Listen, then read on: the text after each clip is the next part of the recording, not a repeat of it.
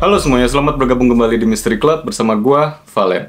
Di video kali ini gue bakal ngebahas tentang sebuah kasus yang sempat menggegerkan dunia pada tahun 2013. Yang dimana kasus ini melibatkan aksi komplotan teroris yang melakukan pengeboman di salah satu acara terbesar di daerah Amerika Serikat. Gak usah berlama-lama lagi, kita langsung aja masuk ke dalam kasusnya. Ini dia Boston Marathon Bombing.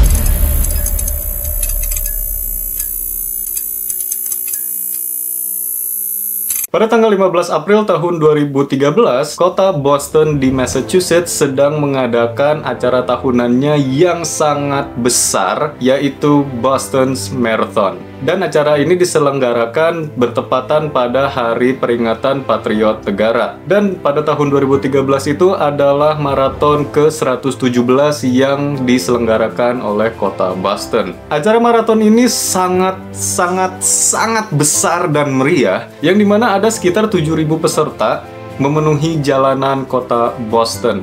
Dan juga di pinggirannya banyak sekali masyarakat, kerabat, dan keluarga yang mensupport dan mendukung para pelari yang ikut serta dalam acara tersebut. Maraton ini dimulai dari daerah Hopkinton dan garis finishnya berada di Boston Copley Square dengan jarak 26,2 mil atau 42,1 km. Semua orang terlihat sangat menikmati acara tersebut karena euforianya ini emang keren banget dan pokoknya meriah banget. Sampai tiba-tiba pada pukul 2:49 siang ada sebuah bom yang meledak.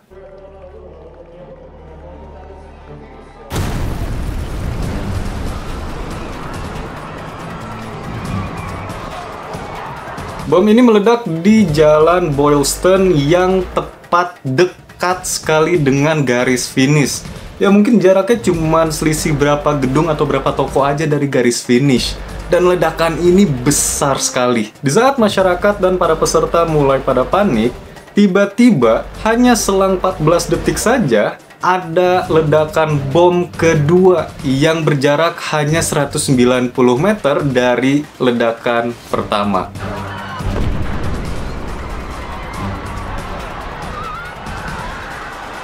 Atas ledakan dua bom ini mengakibatkan 3 orang tewas, yang salah satunya adalah seorang anak kecil yang berusia 8 tahun, dan 281 orang terluka, yang dimana termasuk 17 orang harus kehilangan anggota tubuh mereka, mulai dari kaki dan tangan. Situasi di lokasi sangat mengerikan, yang dimana jalanan dan area titik ledakan tersebut sudah dibanjiri oleh darah para korban. Karena kejadian ini, masyarakat dan peserta dan juga petugas takut adanya ledakan ketiga, yang dimana petugas langsung bergegas untuk mengamankan para korban dan juga langsung melakukan clear area. Polisi yang mendengar kejadian mengerikan tersebut langsung bergegas datang ke lokasi kejadian, yang dimana mereka langsung melakukan penyelidikan dan mereka menemukan bahwa ini adalah sebuah bom rakitan dari panci presto. Yap, panci presto yang biasa dipakai untuk bikin ayam tulang lunak sekarang dijadiin bom sama para pelakunya.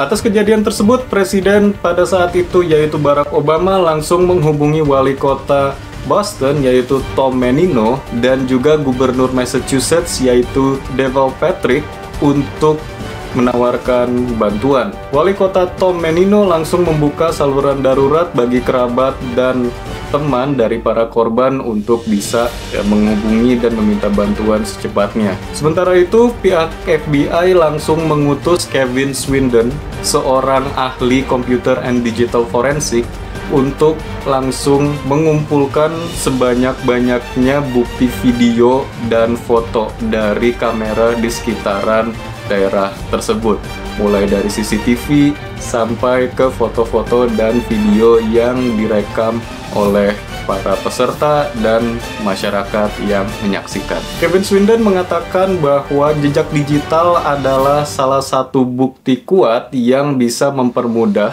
pencarian para pelaku. Selang beberapa jam saja dari kejadian tersebut, Kevin langsung mendapatkan puluhan ribu email dari peserta, masyarakat, dan juga toko-toko sekitar yang mengirimkan bukti foto dan video yang meliputi kegiatan tersebut. Karena jumlahnya yang sangat banyak, Kevin dan timnya membutuhkan waktu yang cukup lama untuk bisa menganalisa satu persatu dari puluhan ribu foto dan video yang mereka terima. Masyarakat banyak juga yang berspekulasi bahwa ini adalah ulah dari komplotan teroris Al-Qaeda, yang dimana ini adalah bentuk sebuah gertakan susulan dari kejadian WTC atau World Trade Center atau 9/11 pada tahun 2001. Hal ini pun juga membangkitkan kembali rasa ketakutan pada agama tertentu. Pada saat kejadian ada seorang mahasiswa asal Saudi yang langsung ditahan oleh pihak kepolisian.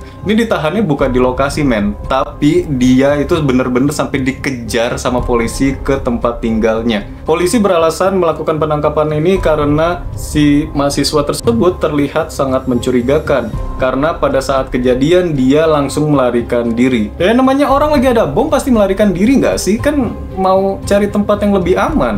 Dan ya si mahasiswa dari Saudi itu kan juga mau cari tempat aman gitu. Saat penangkapan, polisi langsung menginterogasi mahasiswa dari Saudi tersebut, yang dimana polisi langsung menanyakan banyak sekali pertanyaan dan juga langsung menanyakan kalau apakah si mahasiswa tersebut terlibat dengan si pelaku dan apakah si mahasiswa tersebut mengenal sang pelaku. Dan mahasiswa itu karena dia nggak tahu apa-apa, ya dia jawab ya nggak tahu. Satu hari setelah kejadian mengerikan tersebut, pihak kepolisian dan FBI menutup jalan Boylston karena polisi dan FBI akan melakukan penyelidikan lebih dalam lagi terkait kejadian tersebut.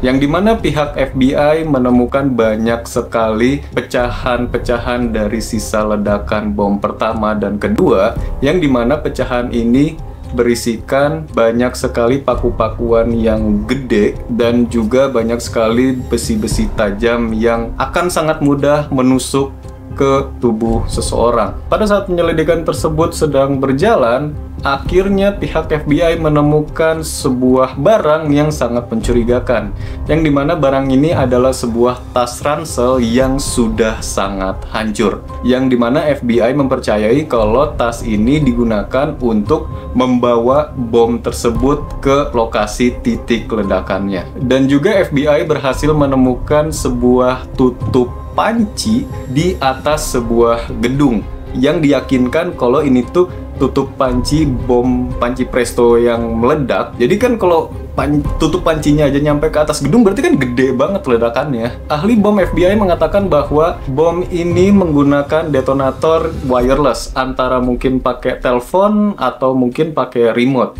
Karena sang ahli bom ini tidak melihat sebuah sumbu yang sangat panjang dan juga tidak melihat kabel yang mencurigakan yang mungkin saja bisa jadi detonator menyambungkan aliran listriknya lewat kabel tersebut. Pihak FBI juga mengatakan bahwa bom panci presto juga menjadi sangat populer karena panci presto itu bisa dibeli oleh siapapun dan dimanapun. Jadi tidak menimbulkan kecurigaan seseorang terhadap si pembeli panci presto, karena ya mikirnya mungkin buat masak, tapi ini malah dialihfungsikan menjadi sebuah bom. Dengan ini pihak kepolisian dan FBI langsung mencoba menyusun sebuah pola, yang dimana pola ini bertujuan untuk mempermudah mengerucutkan siapa pelakunya dan motifnya itu kenapa. Pihak FBI juga mengatakan bahwa bom ini tuh memang didesain dan dirancang sedemikian rupa memang untuk membunuh. Jadi emang dia dirancang sespesifik mungkin untuk apa ya? Untuk causing lebih banyak korban sebanyak-banyaknya. Tim digital forensik FBI berhasil mendapatkan akses rekaman CCTV di sebuah restoran yang bernama The Forum, yang dimana The Forum ini terletak pas banget dengan titik ledakan nomor 2, yang dimana ternyata titik ledakannya itu bener-bener di depannya restoran The Forum tersebut. Dan juga The Forum ini memiliki CCTV di depan atau di area luarnya restoran tersebut, yang dimana CCTV ini itu mengarah ke arah jalanan. Jadi frame-nya itu, kalau misalnya kalian lihat di footage-nya, frame-nya itu melihat atau menunjukkan area dining di luar dan juga situasi jalan raya dan juga trotoar. Jadi ini kebawa semuanya gitu. Dan kalau misalnya kita kaitkan dengan kegiatan Boston Marathon, di sini kan kelihatan juga penonton-penonton yang lagi duduk di restoran dan juga penonton-penonton yang sedang berdiri di pinggiran jalanan tersebut dan juga para pelari yang sedang lari. Jadi ini ada 3 aspek yang tertampung dalam satu frame. Kevin dengan timnya setelah mendapatkan bukti rekaman CCTV The Forum tersebut, mereka langsung melakukan analisa mendalam, yang dimana mereka memutar ulang rekaman tersebut berkali-kali. Mereka benar-benar diktein frame by frame by frame by frame, dan mereka juga mencoba untuk mengenhance atau meningkatkan kualitas dari si video tersebut biar makin clear mungkin ya. Dan juga mereka sampai ngezoom ke satu-satu orang. Sementara penganalisaan itu sedang berjalan, pihak FBI mendapatkan sebuah panggilan dari seorang warga yang mengatakan bahwa dia memiliki beberapa foto dari seberang jalan atau dari seberangannya restoran The Forum. Dan ketika dikirimkan, dia menunjukkan ada satu foto yang dimana ia melihat sebuah ransel di antara kaki-kaki si penonton yang lagi berdiri di pinggiran itu. Dan kemudian Kevin dan timnya langsung mencoba mencocokkan atau mensinkronkan foto tersebut dengan video yang sudah mereka dapat. Sampai akhirnya mereka mendapatkan satu tersangka, yang dimana tersangka ini terlihat dengan jelas sedang berjalan ke arah titik si tas ransel tersebut. Dan juga si tersangka ini memang terlihat juga sedang membawa tas ransel. Ketika si tersangka ini sudah nyampe ke titik ledakan tersebut, dia langsung menaruh tasnya di sebuah pohon, tepat di depan restoran The Forum. Kesamaan foto dan video tersebut membuat FBI langsung memutuskan bahwa ini adalah tersangkanya, yang dimana ciri-ciri dari pria tersebut adalah dia menggunakan topi berwarna putih. Dan tersangka satu ini dijuluki dengan nama White Hat.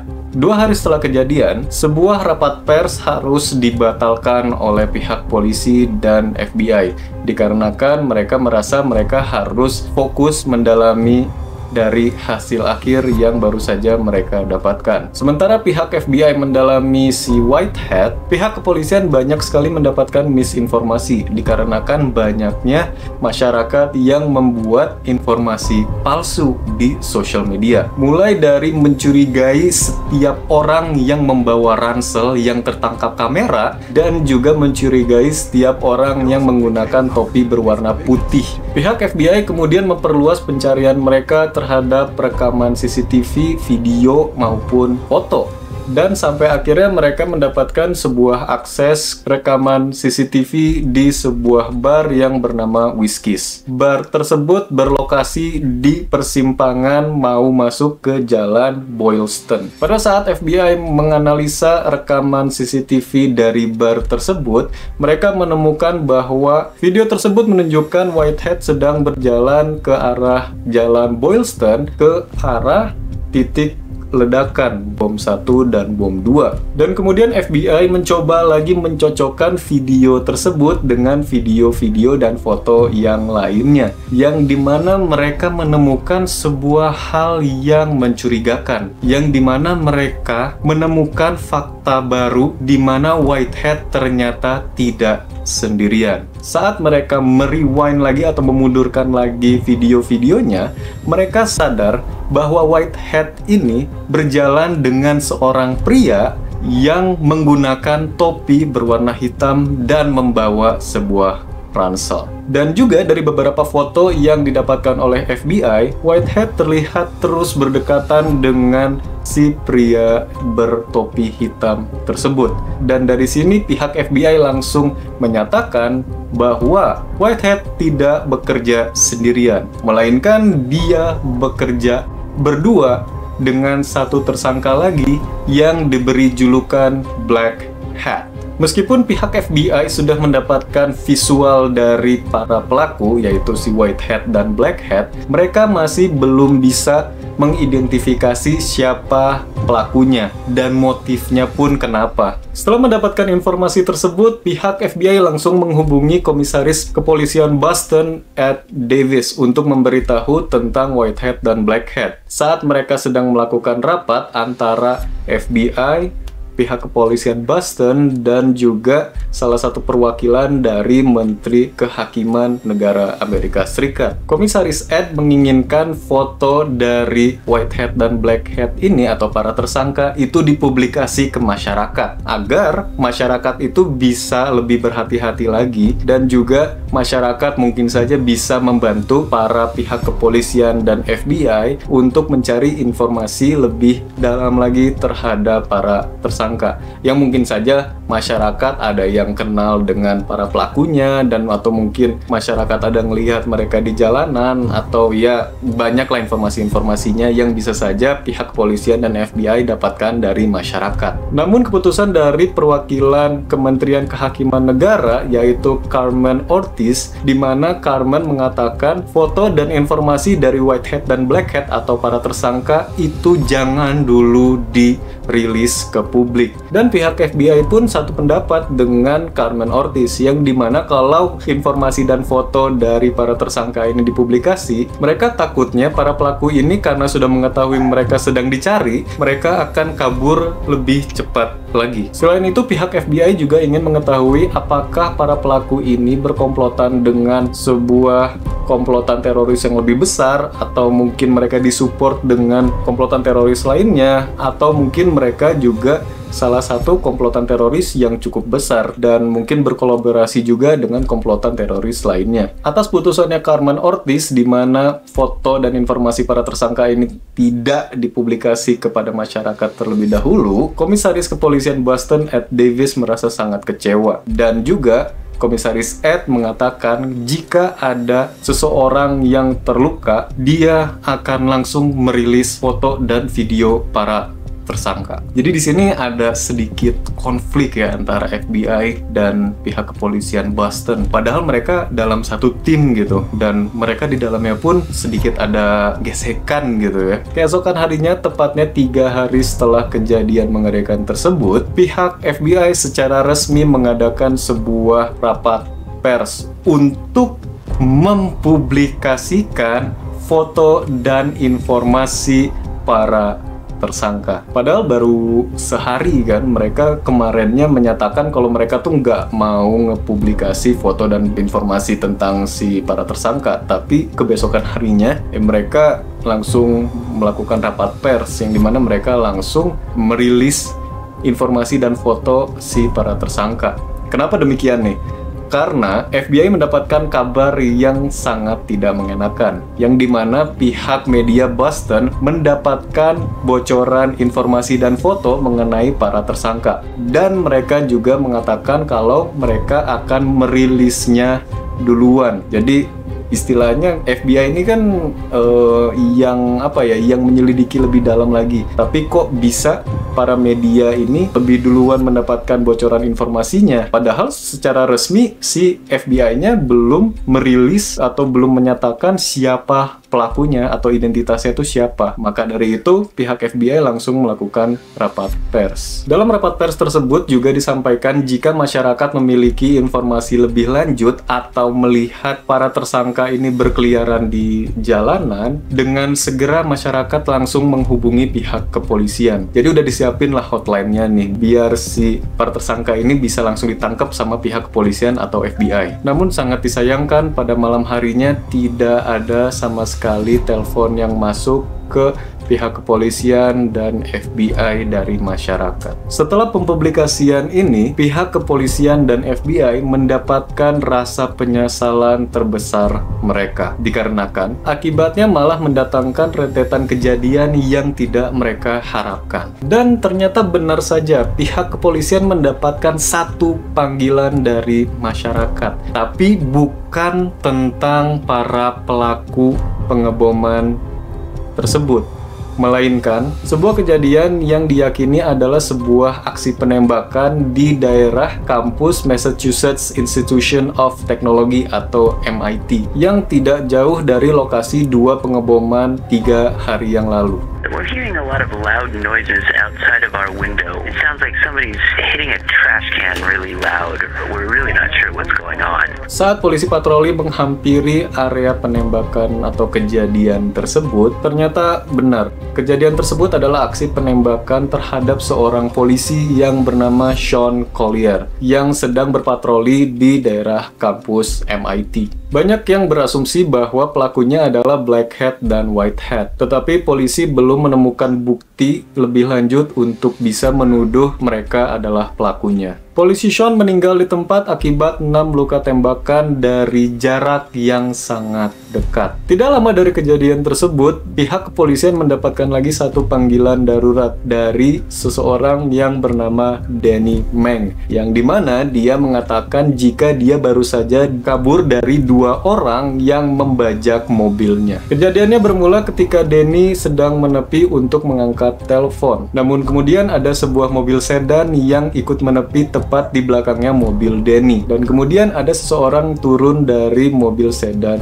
tersebut. Dan si orang ini menghampiri mobilnya Danny, seolah-olah ingin menanyakan sesuatu. Danny kemudian menurunkan sedikit kaca mobilnya agar bisa mendengarkan orang tersebut menanyakan apa. Namun si orang tersebut malahan memaksa masuk ke dalam mobilnya dan langsung menodongkan pistol ke arah Danny. Kemudian pria tersebut menyuruh Danny untuk jalan. Ketika Danny jalan nih, pakai mobilnya dia yang masih nyetir nih, mobil sedan yang di belakangnya itu mengikuti mobilnya Danny. Jadi Danny ini nyetir sambil ditodongin pistol sama si orang yang baru masuk tadi tuh. Sampai akhirnya mereka sempat berhenti di sebuah daerah yang bernama Watertown. Yang dimana saat mereka berhenti ini Danny itu disuruh untuk pindah ke kursi penumpang. Si orang ini tuh keluar dari mobilnya Danny sambil membawa kunci dan dikunci juga mobilnya Danny. Jadi si Danny ini kekunci dari dalam nih. Si orang yang tadi itu dia keluar dan menghampiri mobil sedan yang mengikuti dari belakang.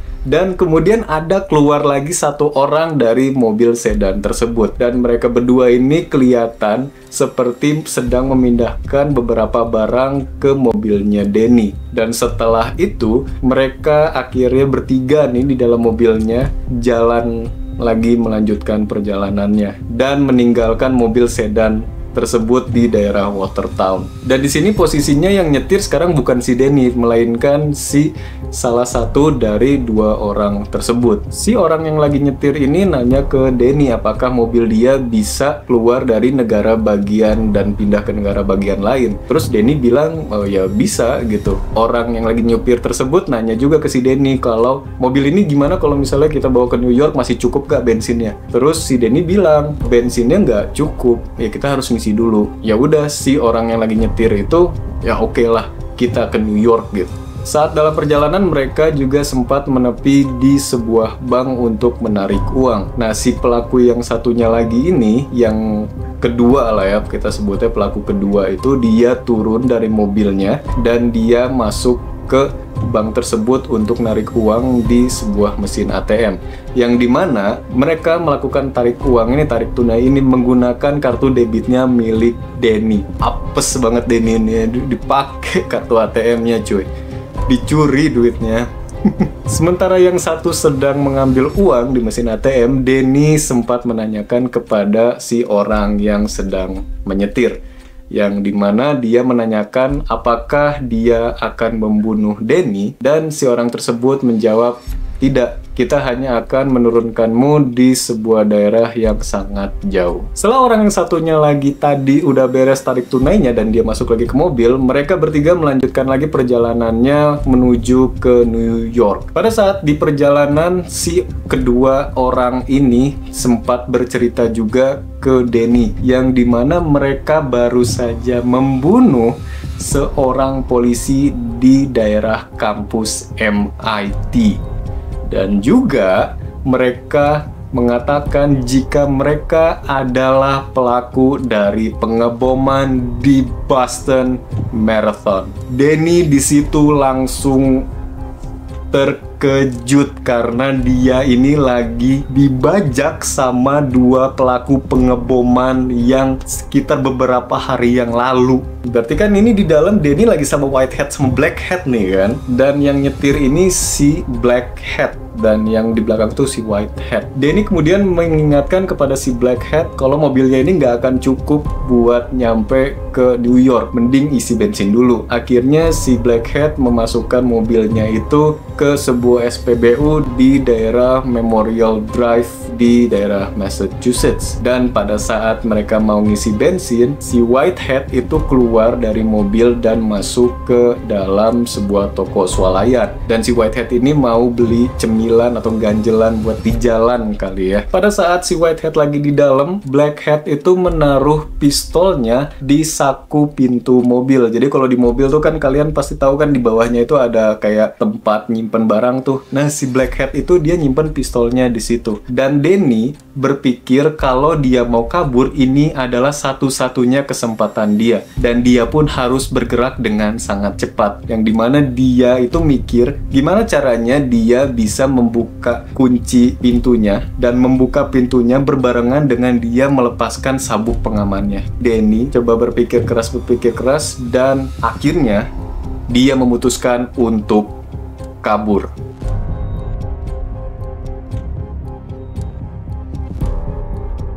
Danny kabur dari mobil miliknya yang udah dibajak sama si Blackhead dan Whitehead dan berlari ke arah seberang dari si SPBU tersebut. Dan di seberang itu dia ada SPBU lagi dan dia langsung masuk ke toko swalayan yang ada di SPBU tersebut. Ketika dia masuk, dia langsung meminta ke kasir toko swalayan tersebut untuk langsung menghubungi pihak kepolisian. Mengetahui Danny sudah kabur dari sekapannya Blackhead dan Whitehead, mereka pun memutuskan untuk kabur dari SPBU tersebut. Ketika si kasir tersebut menghubungi pihak kepolisian, kasir tersebut mengatakan ini ada seorang pria yang baru saja kabur dari aksi pembajakan mobil dan si pria ini ingin mengatakan sesuatu kepada pihak kepolisian. Dan akhirnya polisinya bilang mana si prianya, biarkan dia berbicara. Akhirnya si kasirnya ini ngasih teleponnya ke si Danny Meng. Danny mengatakan bahwa dia baru saja kabur dari mobilnya yang sudah dibajak oleh dua orang, yang dimana Danny juga mengatakan kalau dua orang tersebut baru saja membunuh seorang polisi di daerah kampus MIT. Dan juga para pelaku ini mengaku kalau mereka sudah melakukan pengeboman di acara Boston Marathon. Tell me what happened. Somebody took your car? Yes. And what happened when they took their car? They say that they are they did the explosion, marathon explosion. They are Muslims. They what? They are the suspect of the marathon explosion. Sir, what did he say when he took your car? Please help me, please. They have guns. Where are they? They are in the Shell gas station. Memorial Drive. Polisi pusat kemudian langsung menghubungkan polisi yang sedang berpatroli di daerah tersebut untuk menghampiri Danny. Dan kemudian polisi patroli ini datang menghampiri Danny dan Danny langsung menceritakan semuanya. Dan juga dia langsung memberikan kode GPS dari mobil curiannya itu, yang dimana dia ingat kode GPS-nya karena itu adalah mobil pertamanya Danny. Ketika polisi mendapatkan kode GPS mobilnya Danny, pihak kepolisian pusat langsung menginformasikan ke para polisi yang sedang berpatroli dan juga memberikan kode GPS mobilnya tersebut. Hari Jumat dini hari atau mulai masuk ke hari 4 setelah kejadian mengerikan tersebut, polisi John McClellan mendapatkan arahan untuk mengejar sebuah mobil yang baru saja dibajak. Dengan berbekal kode GPS-nya, John langsung melakukan pengejaran terhadap mobil tersebut. Polisi lain yang bernama Reynolds juga melakukan pengejaran tersebut setelah mendapatkan informasi mengenai pembajakan mobil dan kode GPS-nya. Polisi Reynolds ketika sampai pada jalan Dexter Avenue, Reynolds mengatakan bahwa dia sempat berpapasan dengan mobil curian tersebut dan juga dia sempat bertatap-tatapan dengan orang yang sedang menyetir mobil tersebut. Ketika setelah berpapasan, polisi Reynolds ini sedang memutarkan kembali mobilnya dan bertepatan dengan polisi John McClellan tadi baru mau masuk atau lagi di persimpangan menuju ke arah jalan Dexter Avenue, mobil curian itu menepi. Ketika polisi Reynolds mulai menghampiri dengan pelan ke mobil curian tersebut, tiba-tiba seseorang keluar dari mobil curian tersebut dan langsung menembakkan pistol ke arah polisi Reynolds. Shots fired on units respond. On units, we have shots fired at the vehicle in question from Cambridge. Let's hit the intersection around. Dan polisi John yang terkejut melihat aksinya tersebut langsung berhenti dan turun dan langsung melakukan tembakan balasan. Padahal di sini polisi John itu mengira kalau pembajakan mobil ini cuma dilakukan oleh ya mungkin anak-anak muda, anak-anak berandal gitu. Jadi kayak ini gampang banget lah gitu. Tapi betapa dia terkejut ketika pas mobilnya mulai mendekat itu, ternyata si pelakunya ini turun dari mobilnya dan langsung nembakin dengan gaya cowboy-nya itu tuh ke arah polisi Reynolds dan polisi John. Karena polisi John ini berjarak lebih jauh daripada polisi Reynolds, John ini memasukkan gigi mobilnya biar mobilnya itu maju perlahan. Karena dengan jarak yang jauh, polisi John ini nggak bisa melihat siapa pelakunya yang melakukan penembakan tersebut. Ketika mobilnya polisi John ini mendekat ke arah mobil curian tersebut dan juga mendekat ke para pelaku, tiba-tiba pelaku satunya lagi turun dari mobil dan melemparkan sebuah bom ke arah polisi Reynolds dan polisi John. Bom tersebut meledak dengan sangat kencang dan membuat para warga sekitar pun terkejut. Banyak banget warga yang bangun karena ini dini hari dan ini beneran di pemukiman warga loh. Setelah bom tersebut meledak, polisi John dan Reynolds langsung meminta bantuan dari pusat untuk datang ke daerah Watertown yang dimana kejadian ini sedang terjadi. Ketika bantuan sudah datang, situasi di lapangan sudah semakin parah, yang dimana situasinya itu sudah mirip banget dengan situasi saat peperangan. Jadi udah jadi war zone di daerah tersebut. Yang bikin ngeri lagi itu karena ini di pemukiman warga dan ditambah lagi makin parah dengan banyak warga yang keluar dari rumah untuk melihat kejadian tersebut karena mereka pengen tahu ini lagi ada apa. Karena hal tersebut akhirnya situasi pun semakin parah dan semakin tidak kondusif.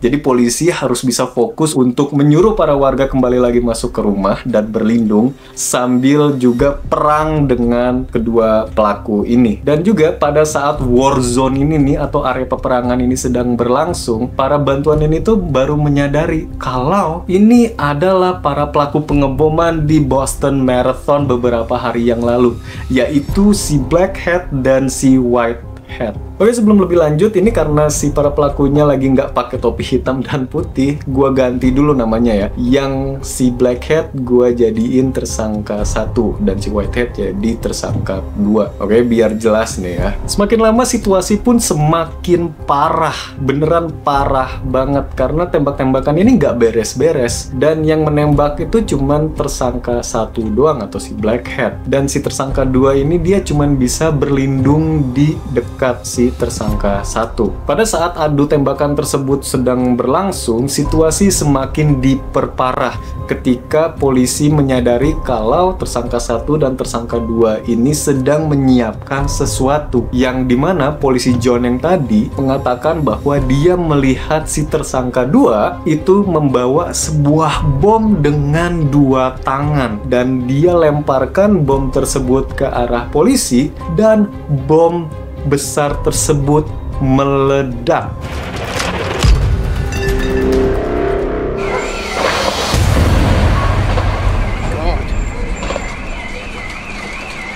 Dengan adanya ledakan bom ini beneran udah jadi war zone cuy. Ini udah jadi area peperangan di pemukiman warga loh ini. Malam-malam loh.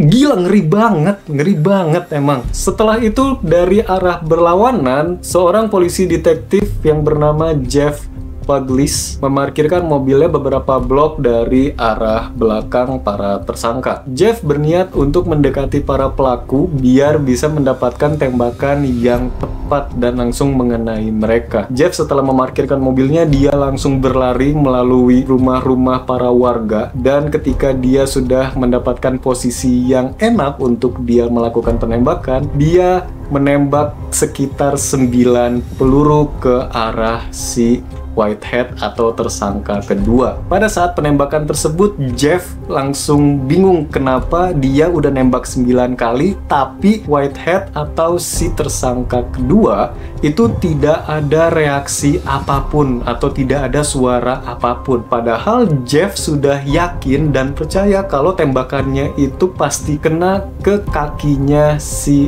tersangka kedua atau si Whitehead. Namun ini beneran gak ada reaksi apapun. Dan kemudian Jeff kembali lagi mencoba untuk mendekati para pelaku. Dan kemudian si Blackhead atau si tersangka satu, pada saat dia lagi tembak-tembakan sama polisi yang di arah depannya, dia langsung melihat Jeff. Dan ketika dia melihat Jeff, mereka beradu tembakan yang dimana jaraknya itu hanya 7 meter. 7 meter loh antara Jeff sama si tersangka satu. Itu mereka adu tembakan. Namun sayangnya dari masing-masing tembakan ini tidak ada yang kena. Sama sekali nggak ada yang kena. Si tersangka satu nembak ke si polisi Jeff ini nggak kena. Si polisi Jeff pun nembak ke si para tersangka ini nggak ada yang kena. Kemudian pistolnya si tersangka satu atau si Blackhead ini tidak berfungsi kembali karena mungkin kehabisan peluru atau mungkin rusak. Karena dia mungkin merasa kesal, dia melempar pistolnya ke arah polisi Jeff dan pistolnya itu kena ke badannya polisi Jeff. Dan setelah itu si tersangka satu ini atau si Blackhead, dia itu jalan ke arah polisi yang tadi dia adu tembak itu dengan tangan kosong. Dia beneran dengan tangan kosong, dia jalan gitu dan dia nantangin para polisinya. Dan polisinya ini semua langsung tahan tembakan karena mereka mau menangkap si para tersangka ini dalam keadaan hidup. Namun kemudian polisi Jeff langsung berlari dari arah belakangnya si tersangka satu atau si Blackhead dan langsung menjatuhkan si tersangka satu atau si Blackhead. Dan polisi langsung berkerumbun di situ dan langsung mencoba untuk memborgol si Blackhead atau si tersangka satu, yang dimana si tersangka satu atau si Blackhead melakukan perlawanan. Jadinya para polisi susah untuk menahan dan memborgol si tersangka satu ini atau si Blackhead. Namun para polisi ternyata tak menyadari bahwa hal tersebut itu hanya sebuah pengalihan, yang dimana tiba-tiba polisi Reynolds yang tadi itu tuh, yang berpapasan, dia berteriak Whitehead atau si tersangka 2 masuk ke dalam mobil curiannya itu lagi dan memutarkan mobilnya dan langsung melaju dengan kecepatan tinggi ke arah para polisi yang sedang menahan si tersangka 1 atau si Blackhead. Tersangka 2 berusaha untuk menabrak para polisi dan juga melindas tubuhnya tersangka 1 atau si Blackhead. Blackhead atau tersangka 1 tewas di tempat akibat terlindas dan terseret sekitar 7 meter. Selain itu juga ada cedera pada kepalanya akibat terlindas tadi, dan juga dia mengalami kekurangan darah akibat luka tembakan yang bisa disebut rada banyak. Para polisi langsung mengamankan jasadnya si Blackhead atau si tersangka 1 ini untuk diotopsi dan diidentifikasi. Sementara itu, Whitehead atau tersangka 1 kabur dari area penembakan dan berhenti di depan rumah warga sekitar dan meninggalkan mobilnya di situ, dan dia kabur entah kemana. Polisi tidak dapat menemukan keberadaannya Whitehead atau tersangka 2 pada malam tersebut. Atas kejadian tersebut, banyak sekali peluru yang nyasar masuk ke dalam rumah warga yang mengakibatkan kerusakan dan kerugian yang sangat besar. Bahkan sampai ada warga yang mengklaim kalau ada sebuah peluru yang menembus ke dalam kamar bayinya yang bertepatan sangat dekat dengan area bayinya tertidur. Peluru nyasar masuk ke ruangan bayi loh. Jumat siang, hasil identifikasi Black Hat atau tersangka 1 sudah ditemukan. Black Hat atau tersangka 1 bernama Tamerlan Tsarnaev. Tamerlan lahir pada tanggal 26 Oktober tahun 1986 di desa Tuktun, Republic of Kalmykia, Rusia. Tamerlan adalah seorang warga Amerika Muslim yang keluarganya bermigrasi ke Amerika pada tahun 2004 ketika Tamerlan sedang berusia 18 tahun pada saat itu. Dengan hal ini, polisi dengan mudah dapat mengidentifikasi siapa White Hat itu yang masih buron. Dan hasilnya adalah White Hat bernama Dzhokhar Tsarnaev atau adiknya dari Tamerlan Tsarnaev. Polisi yakin kalau Dzhokhar ini adalah si White Hat karena perwujudannya itu mirip banget dengan perwujudannya si White Hat dari foto dan video-video yang berhasil mereka dapatkan. Polisi juga langsung menetapkan kalau si Dzhokhar ini adalah si White Hat. Dzhokhar Tsarnaev atau yang akrab dipanggil Jahar lahir pada tanggal 22 Juli tahun 1993 di Tokmok, Kirgistan. Ketika dua pelaku tersebut sudah berhasil diidentifikasi oleh polisi, Dzhokhar diketahui memiliki sebuah apartemen kecil di daerah Cambridge dan polisi langsung mencoba untuk menggeledah apartemennya tersebut dengan harapan mungkin Dzhokhar bersembunyi di apartemen miliknya. Dan ternyata ketika polisi datang untuk menggeledah apartemennya tersebut, di dalamnya tidak ada sama sekali keberadaan Dzhokhar Tsarnaev. Dan pada saat yang sama juga, polisi di daerah Watertown langsung melakukan pembatasan aktivitas atau langsung di lockdown, yang dimana para warga diminta untuk tidak melakukan aktivitas apapun yang mengharuskan mereka keluar dari rumah, yang dimana ya intinya warganya tuh nggak boleh keluar dari rumah. Karena si Dzhokhar ini kan masih buron dan masih entah di mana gitu. Dan si Dzhokhar ini terlihat terakhir kali kan di daerah Watertown tersebut. Dengan ini pihak kepolisian langsung melakukan pencarian besar-besaran sampai diliput dengan banyak media.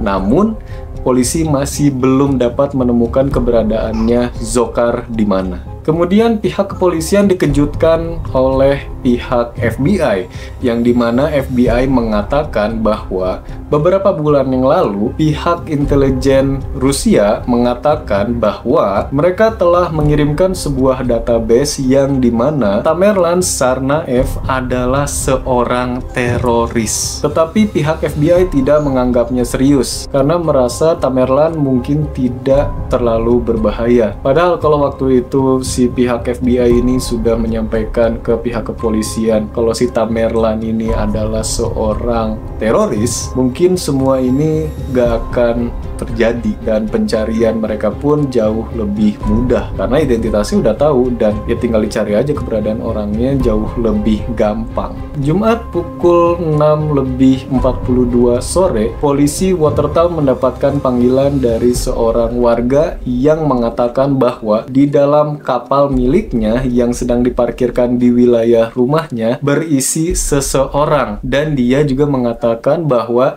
penutup kapalnya tersebut atau perahunya tersebut itu berlumuran darah atau ada bekas darah, dan juga di samping kapal atau perahunya itu ada bekas darah. I have a boat in my yard. There's blood all over the inside.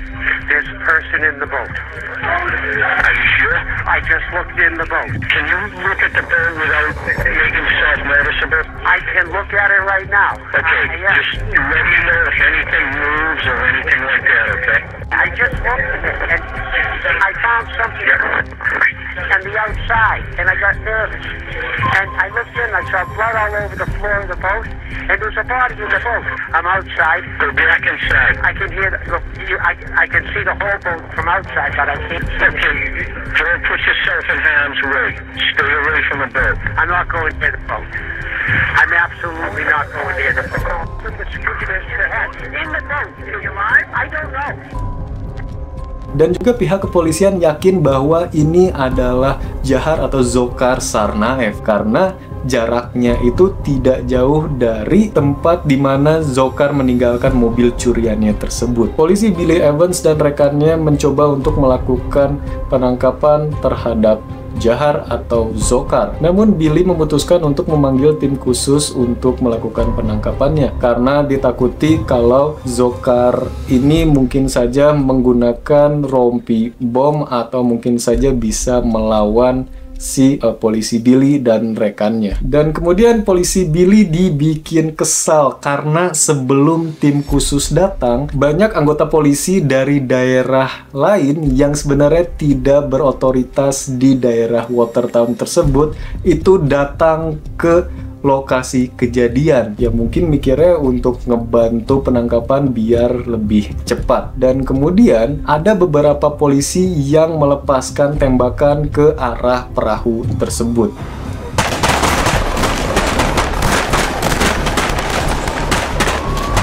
Dengan alasan mereka melihat Dzhokhar mencoba untuk menembak ke arah mereka dan mereka mencoba untuk melawan tembakan tersebut. Namun polisi Billy langsung berteriak di radio, tahan tembakannya karena dia ingin menangkap Dzhokhar dalam keadaan hidup. Sampai akhirnya tim khusus datang untuk menangkap Dzhokhar yang sedang sembunyi di dalam perahu tersebut. Tim khusus memikirkan bagaimana caranya Dzhokhar itu keluar dengan sendirinya. Akhirnya mereka memutuskan yaitu mencoba melemparkan beberapa bom yang tidak membahayakan atau tidak membunuh seperti flashbang dan bom asap yang mungkin saja bisa mengeluarkan Dzhokhar dari tempat persembunyiannya itu. Dan hal ini dicoba oleh tim khusus yang dimana mereka melemparkan bom asap dan juga bom flashbang. Namun Dzhokhar sama sekali tidak ada reaksi terhadap si bom asap dan si flashbang tersebut. Melainkan berarti dia emang benar-benar mempertahankan banget tempat persembunyian dia. Dan dia mikir, ya mungkin gitu ya, mungkin dia harus mencoba untuk bertahan lebih lama lagi gitu. Situasi di lokasi semakin banyak anggota kepolisian yang menghadiri penangkapan tersebut. Sampai-sampai pihak kepolisian menggunakan helikopter yang memiliki kamera X-ray. Dari kamera X-ray tersebut, Dzhokhar terlihat masih bergerak-gerak di dalam perahu tersebut. Sampai akhirnya tim khusus mencoba untuk mendekati Dzhokhar dan mencoba untuk bernegosiasi dengan dia. Dan akhirnya Dzhokhar keluar dari tempat persembunyiannya dan menyerahkan diri kepada pihak kepolisian. Yang dimana setelah dia menyerahkan diri dan ditahan, dia langsung dibawa ke rumah sakit untuk menjalani penyembuhan pasca penembakan semalamnya. Saat penangkapan ini, sejalan-jalan warga Watertown dan warga Boston menyoraki dan wah, mereka euforianya sangat senang sekali terhadap kepolisian Boston dan Watertown. Mereka tuh ngerasa bangga kalau polisi Watertown dan polisi Boston bisa menangkap pelaku pengeboman Boston Marathon. Selama di rumah sakit, Dzhokhar mendapatkan beberapa perawatan khusus untuk mempertahankan hidupnya biar bisa diinterogasi oleh polisi. Setelah kondisinya Dzhokhar mulai lebih stabil, tepatnya sekitar beberapa hari setelah penangkapannya, Dzhokhar mulai ditanya beberapa pertanyaan. Dan dari hasil interogasi singkat itu, Dzhokhar mengaku ia melakukan semua ini hanya berdua dengan kakaknya, yaitu Tamerlan. Dzhokhar juga menjelaskan motifnya, yaitu atas bentuk protes terhadap kepemerintahan Amerika Serikat atas tindakannya terhadap warga di negara asalnya. Dari hasil ini, polisi mencoba untuk menyelidiki perahu yang dimana si Dzhokhar itu sembunyi selama 18 jam dari pencarian besar-besaran oleh pihak kepolisian. Yang dimana polisi di dalamnya menemukan beberapa tulisan dari Dzhokhar yang dia mungkin mencurahkan isi hatinya, yang dimana banyak sekali ujaran kebencian atas kepemerintahan Amerika Serikat. Orang tua Tamerlan dan Dzhokhar yakin bahwa anak-anaknya bukan sang pelaku atau bukan si tersangkanya. Dan juga demikian para teman-teman dari Tamerlan dan Dzhokhar. Orang-orang yang mengenal mereka sangat tidak percaya bahwa mereka adalah pelakunya. Karena Tamerlan dikenal cukup berprestasi di bidang tinju. Dan Dzhokhar dikenal juga cukup berprestasi di bidang gulat. Dan juga dia dikenal sebagai orang yang bersosialisasi tinggi. Menurut temannya, semua ini bermula atas kegagalannya Tamerlan mengejar cita-citanya untuk menjadi seorang professional boxer atau petinju profesional. Setelah kegagalannya, Tamerlan sempat pulang kampung ke Kyrgyzstan dan mulai mendalami keyakinannya secara ekstrim pada tahun 2008. Oleh karena itu, kepulangannya ke Kyrgyzstan mulai terpengaruhi oleh paham-paham yang menyimpang, yang dimana setelah dia kembali lagi ke Amerika,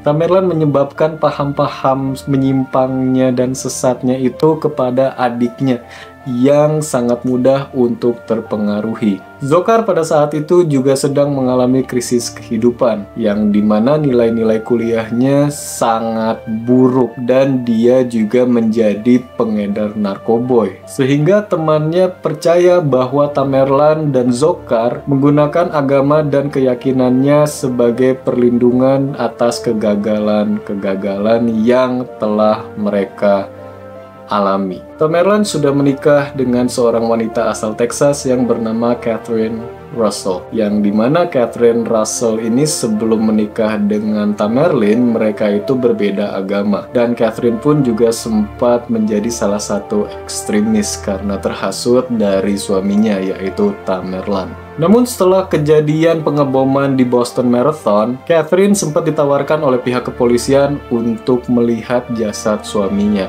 Namun Catherine di sini langsung sangat membenci si Tamerlan. Dia itu udah bener-bener gak mau menyentuh bahkan melihat si Tamerlan. Dan Catherine juga kembali pulang ke rumah orang tuanya, yaitu di Texas. Dan dia juga merubah kembali namanya menjadi nama pertamanya. The 21-year-old Dzhokhar Tsarnaev had not been seen in public for 17 months until this scene outside his prison, surrounded by U.S. Marshals with automatic weapons, in shackles and wearing an orange jumpsuit. Dan atas aksinya, Dzhokhar Tsarnaev dijatuhkan hukuman mati. Tapi, tanggal eksekusinya ini masih belum ditentukan hingga hari ini. Dan Dzhokhar sekarang pun masih ada, dia masih hidup. Dia berada di ADX Florence di Colorado. Dan dia berusia 29 tahun. Oke, mungkin segitu aja kasusnya dari Boston Marathon Bombing. Mungkin yang sekarang bukan ke cocoklogi ya, tapi lebih ke arah pesan aja.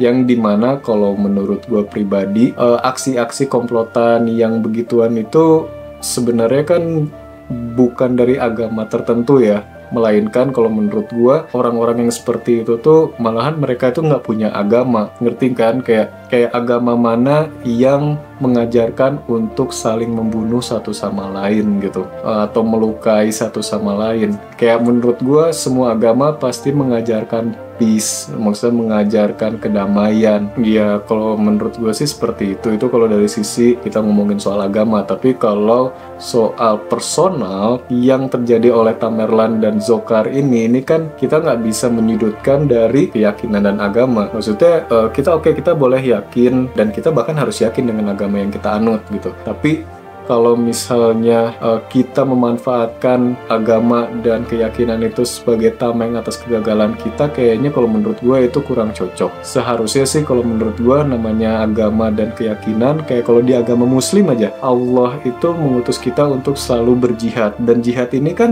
bukan, jadi kan berjihad itu bukan hanya berperang atau ya apa ya maksudnya pada zaman Rasul ya, pada zaman dulu, melainkan kita berusaha setiap hari, kita ikhtiar, kita berangkat kerja, kita bangun pagi gitu. Itu kan semua adalah bentuk jihad gitu. Ya itu sih kalau menurut gua, jangan sampai agama dan keyakinan itu jangan dijadikan sebagai tameng atas kegagalan-kegagalan yang kita alami tuh. Dan juga kalau menurut gua seharusnya orang-orang yang mungkin mengalami kegagalan, kalian pikir baik-baik. gue sekarang ada di posisi seperti ini, gue juga pasti pernah gagal. Dan semua orang pun pernah gagal, bahkan orang-orang tersukses di dunia pun mereka juga pernah gagal. Jadi namanya gagal itu adalah pembelajaran kita bagaimana kita menjadi orang yang lebih baik, atau kita itu mau naik kelas. Seperti itu. Dan jangan sampai kegagalan ini malah mematikan kita, yang dimana akhirnya malah kita pasrah dan kita nggak ngelakuin apapun, dan kita prefer untuk malahan kayak si Tamerlan dan Dzhokhar melakukan hal-hal bodoh seperti itu. Balik lagi, pesannya adalah tolong jangan mempermainkan agama dan membuat agama tercoreng seperti yang mereka lakukan. Kita beribadah kepada Yang Maha Kuasa dan kita selalu berdoa untuk yang terbaik bagi masing-masing kita dan orang-orang yang kita cintai. Oke, mungkin segitu aja untuk video kali ini. Dan untuk video kali ini memang rada panjang karena ini kasusnya menurut gue keren banget actionnya ya, bukan aksi komplotan yang si Dzhokhar dan si Tamerlannya ya. Kalau misalnya kalian mau nonton filmnya juga, ini ada. Jadi dia film dokumenter di Netflix judulnya American Manhunt. Itu menurut gue dokumenternya keren banget dan informasinya juga top. Mereka tuh banyak banget footage-footage yang gak dirilis ke publik manapun. Menurut gue ini recommended banget kalau kalian mau nonton tentang Boston Marathon bombing ini lebih dalam lagi. Gue rekomen kalian nonton film dokumenternya di Netflix. Kalau kalian penasaran gue kedepannya upload video apa aja, kalian bisa klik tombol subscribe di bawah. Dan jangan lupa juga aktifkan tombol loncengnya biar selalu ternotifikasi kalau gue upload video terbaru. Dan kalau misalnya kalian punya kritik, saran, atau pendapat tentang video ini, atau mungkin tentang video yang lalu, atau mungkin tentang gue, dan bagaimana cara gue menyampaikannya, kalian bisa tulis di kolom komentar di bawah.